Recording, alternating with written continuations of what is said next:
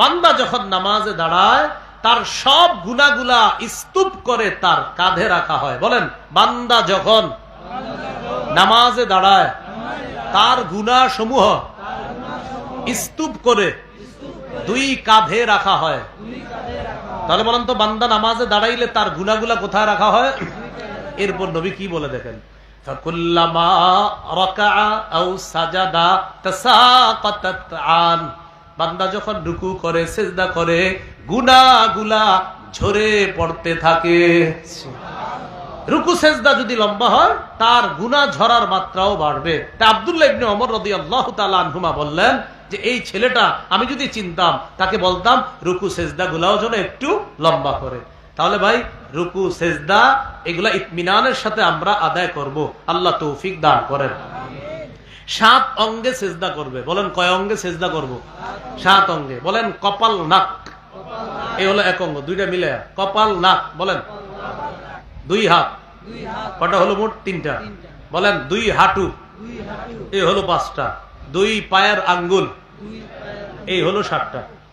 তাহলে কপাল, নাক মিলে 1টা, 2 হাত 3টা, 2 হাঁটু 5টা, 2 পায়ের আঙ্গুল, কটা হলো? 7টা।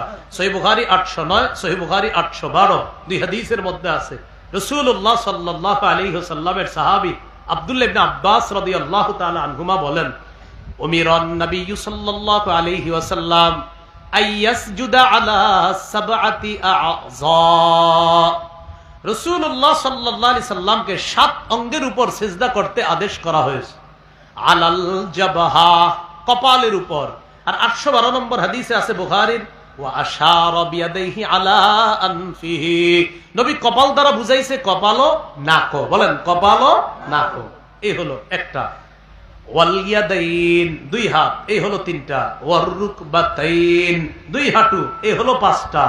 ওয়া আতরাফি কদামাই, 2 পায়ের আঙ্গুলি, এই হলো 7 অঙ্গ। এই 7 অঙ্গের উপর সিজদা দেওয়া।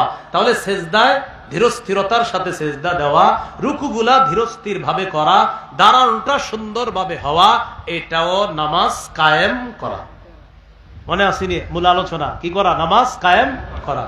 এলো রুকু সিজদা বিলম্ব করা, সুন্দরভাবে পড়া।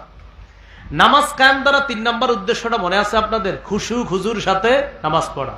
বলেন আমার সাথে সবাই, খুশুর সম্পর্ক কলবের সাথে, খুজুর সম্পর্ক অঙ্গ প্রত্যঙ্গের সাথে। কলব যদি আল্লাহমুখী হয় এটাকে খুশু বলে, অঙ্গ প্রত্যঙ্গ যদি আল্লাহমুখী হয় এটাকে খুজু বলে।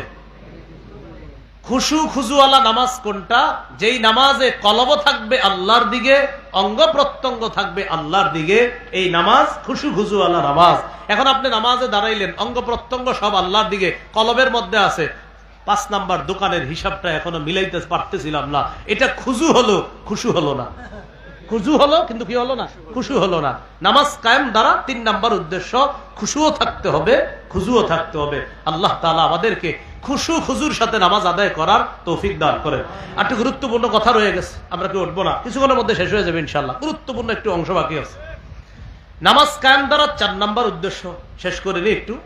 পরিবারকে নামাজের কথা বলা। সূরা তাহার 132 নম্বর আয়াতে আল্লাহ বলেন, ওয়া'মুর আহলাকা বিস-সালাহ ওয়াসতাবির আলাইহা। নবী আপনার পরিবারকে নামাজের কথা বলেন, আপনি নিজেও এটার উপর অটল থাকেন। তাহলে পরিবারের প্রতিটা সদস্যকে আমরা নামাজের কথা বলবো ইনশাআল্লাহ। বলেন তো আমার সাথে, নামাজের কথা পরিবারের সদস্যদেরকে বলা মানেও কি? কায়েম করা, নামাজ কায়েম করা। 5 নাম্বার, নামাজ কায়েম দেশে, সমাজে, রাষ্ট্রে কায়েম করতে হবে। এবার আমার সাথে বলেন, রাষ্ট্রে নামাজ কায়েমের প্রধান দায়িত্ব পুরুষ রাষ্ট্রপ্রধানের। রাষ্ট্রীয়ভাবে নামাজ প্রতিষ্ঠিত করার প্রধান দায়িত্ব কার? পুরুষ।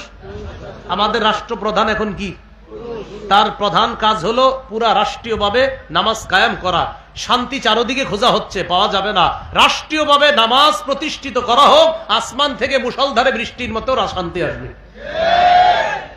সূরা হজের 41 নম্বর আয়াতে আল্লাহ তাআলা বলেন, আল্লাযীনা ইম্মাক্কান্নাহুম ফিল আরদি আকামুস সালাহ। আমি যাদেরকে দেশের ক্ষমতায় বসাই তাদের 1 নাম্বার কাজ হলো আকামুস সালাহ, নামাজ কায়েম করা, ওয়া আতাউজ যাকাত, যাকাত প্রতিষ্ঠিত করা। তাহলে 1 নাম্বার নামাজ প্রতিষ্ঠিত করা, 2 নাম্বার যাকাত প্রতিষ্ঠিত করা। বলেন আমার সাথে, রাষ্ট্রীয়ভাবে যাকাত প্রতিষ্ঠিত হলে সুদ বিদায় নিবে। কি বিদায় নিবে? সুদ। কি বিদায় নিবে? জোরে বলেন, কি বিদায় নিবে? রাষ্ট্রীয়ভাবে যদি যাকাত প্রতিষ্ঠিত করা হয় তাহলে বিদায় নিবে কে? সুদ। তাহলে সুদ বিদায় নিবে। টেনশনে আছে সবাই যে সুদ কেমনে বিদায় নেওয়া যায়। রাষ্ট্রপ্রধানের এখন 2 নাম্বার কাজ রাষ্ট্রীয়ভাবে যাকাত প্রতিষ্ঠিত করা, সুদ অটোমেটিক বিদায় নিবে। 3 নাম্বার ওয়া আমারু বিল মারুফ, নেক কাজের আদেশ করা। 4 নাম্বার ওয়ানাহাউ আনিল মুনকার, অসৎ কাজ থেকে নিষেধ করা। দেখেন এখানে আপনারা যারা আছেন, মাইকের আওয়াজ যারা শুনতেছেন, শ্রদ্ধার সাথে বলছি, কেউ বিএনপি করেন